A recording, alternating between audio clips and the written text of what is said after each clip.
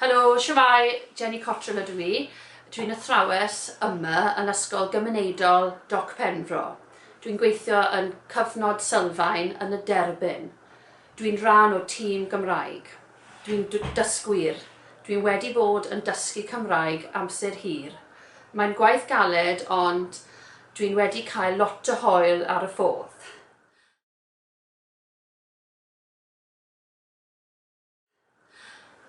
Rydyn ni wedi bod yn gweithio gyda Michael Harvey, dweud stori yn Saesneg, ac yna es i cwrs gyda Catrin Phillips. A diwedd y dydd, dwedodd Catrin, mae amser stori nawr. Roedd hi'n poeni, ond with the help of sign language, gestures, props and a lot of encouragement, we did it. Daeth y syniad i wneud stori Gymraeg. Penderfynais i gofyn Mrs Thomas am y cyfle i wneud prosiect.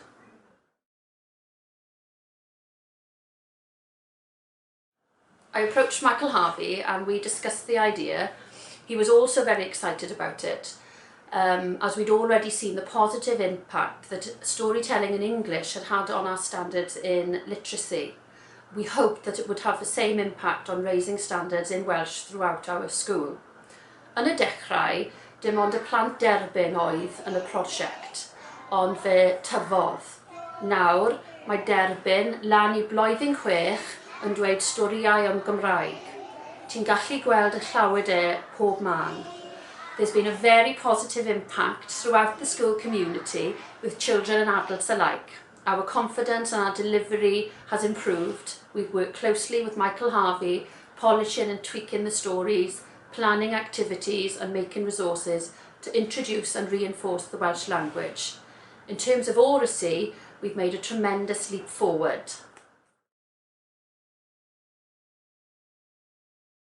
Okay. I'm Mrs Thomas, Head Teacher of Penfro Community School.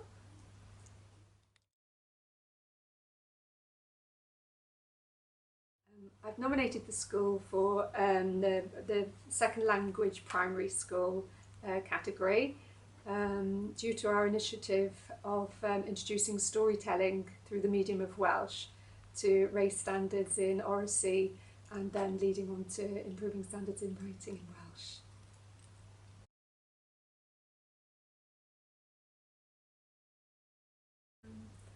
I think the impact has been significant. It's certainly raised the profile across the school.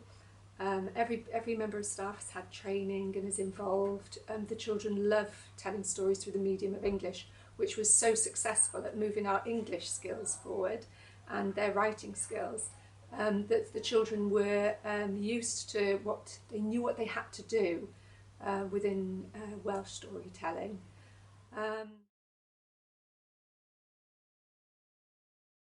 Why we should win is that it's been a whole school approach. Everybody has been involved, every single pupil, all of the LSAs and all of the teachers and the teaching staff have really taken themselves out of their comfort zone to further improve their Welsh skills, which has obviously been passed on to the children, and they have done so well.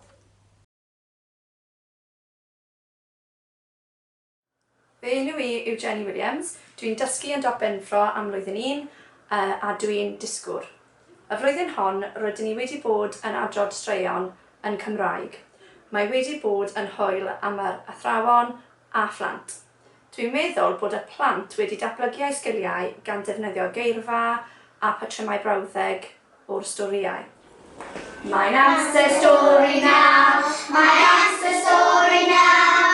Hey ho, mae'n amser stori nawr. Yr undysyn rwyglyd.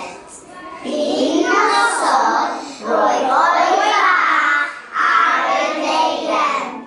Un mor y heilog, mae'n undys ar y deffro. Mae'n undys yn celwyr ac yn celwyr ac yn celwyr, chwilio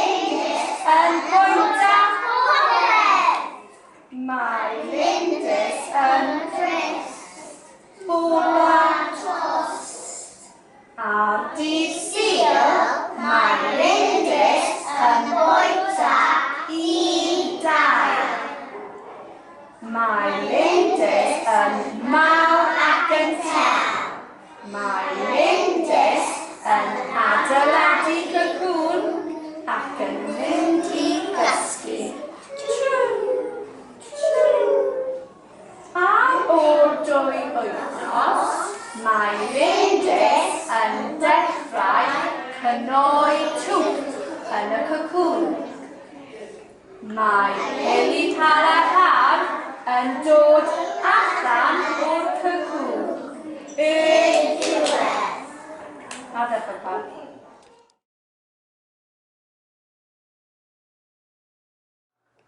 Nesaf, dwi'n meddwl bod yn bwysig i defnyddio'r patrymau brawddeg yn y dosbarth trwy dydd. A'r enghraifft, mae plant wedi dysgu mae lindys yn bwyta, felly dwi'n eisiau plant yn defnyddio dwi'n bwyta afal yn ystod amser snack. I think it's important now for the children to get the link between using the Welsh language throughout the daily routine, not just setting it aside to the Welsh language. I think that's key to striving the school and the standards forward. Diolch yn fawr.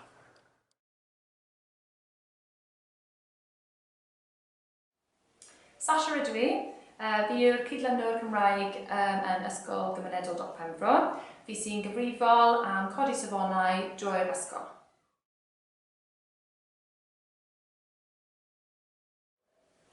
Dechreuon ni stori o flwyddyn nôl ac dwi'n meddwl ei fod yn llwyddiannus iawn. Mae'r plant yn dwlu ar stori ac mae wedi codi eu sgiliau llefarydd. Storytelling has had a very positive impact on teachers and their use of Welsh. It's developed a much wider range of vocabulary and sentence patterns that staff and children are willing to use. It's something all children can take part in and gain new skills from. It takes Welsh to a whole new level. They are learning and innovating a whole story using the Welsh language. 1, 2, 3. Ysgodyn yn y llyn. Amser aeth yn ôl, roedd hi'n heulog. Roedd hi'n diwrnod bendigedig. Roedd hi'n hael yn gwenu. Roedd hi'n boeth. Roedd hi'n boeth iawn. Roedd hi'n rhy boeth. Dyma'r ysgodyn. Mae'r ysgodyn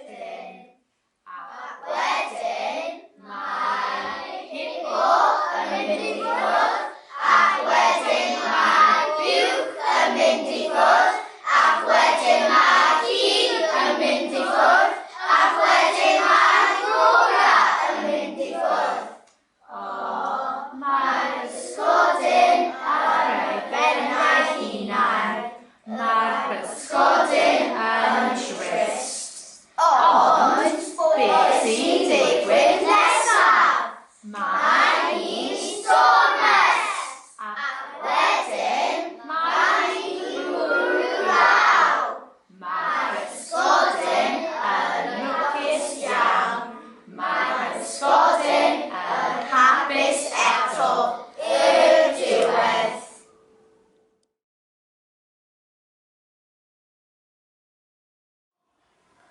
Ffilm wedi dwi. Dwi'n gweithio yn yr ysgol Penfro ers 8 mlynedd. Dwi'n athro blwyddyn 4.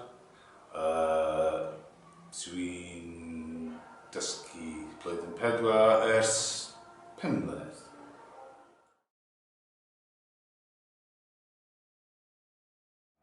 Through our work in storytelling with Michael Harvey in Saesneg, we decided to implement storytelling in Cymraeg. Yn fy marn I,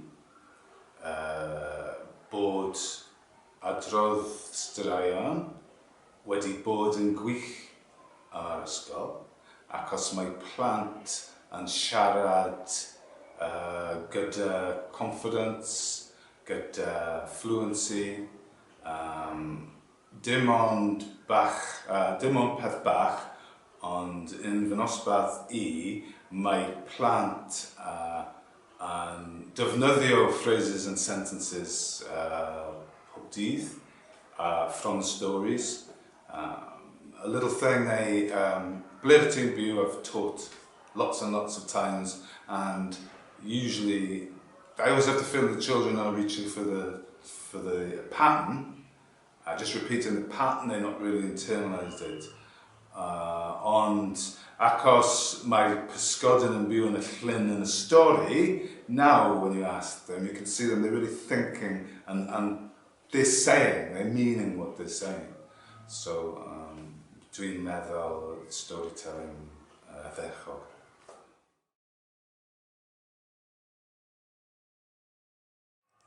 Dylen ni ennill y wobr achos mae athrawon a plant wedi gweithio'n galed iawn y flwyddyn yma. Mae pawb yn rhan o siwrne wrth ni'n codi safonau drwy'r ysgol. Mewn ffordd cyffroes, newydd a hwyl. Mae storio wedi rhoi perspektif newydd I ni a byddwn ni parhau I weithio'n galed. Dwi ddim yn gwybod the schools have entered the competition, ond ysgol yma. Ydych chi'n ydyn ni'n ennill achos just the improvement from the children. You can also see it in the staff, the support staff, but the confidence is with the children speak now. Of course we need to think about where we're going to go next with it and how we can push it forward, but it's just had such a massive impact on the school that I think we certainly should win.